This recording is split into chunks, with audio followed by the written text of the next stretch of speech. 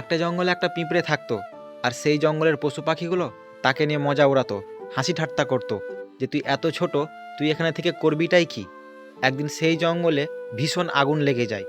সবাই যে যেদিকে সবাই পালায় সেই আগুন দেখে, কিন্তু ওই পিঁপড়েটা মুখে করে পানি নিয়ে সেই আগুন নিভানোর চেষ্টা করে। এটা দেখে একটা পালাচ্ছিল বাঁদর, সে বাঁদর ওকে দেখে বলছে, তুই এত ছোট, তুই এটুকু পানি নিয়ে করবিটা কি।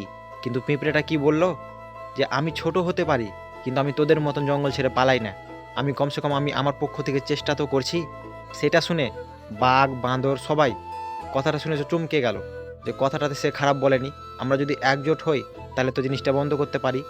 সবাই মিলে মুখে একটু একটু করে পানি নিয়ে সেই আগুনটাকে নিভিয়ে দিল। তারপরে বাঘ সিংহ, যে বনের রাজা, সে পিঁপড়েটাকে বলল, তুই ছোট হলেও তুই কথাটা কিন্তু খাঁটি বলেছিস। আজ তোর কারণে আমাদের এই জঙ্গলটা বেঁচে গেল। তা আমি এটাই বলতে চাইছি, মানুষ তোমাকে ছোট ভাবে ভাবুক, কিন্তু তুমি নিজেকে কখনোই ছোট ভাববো না।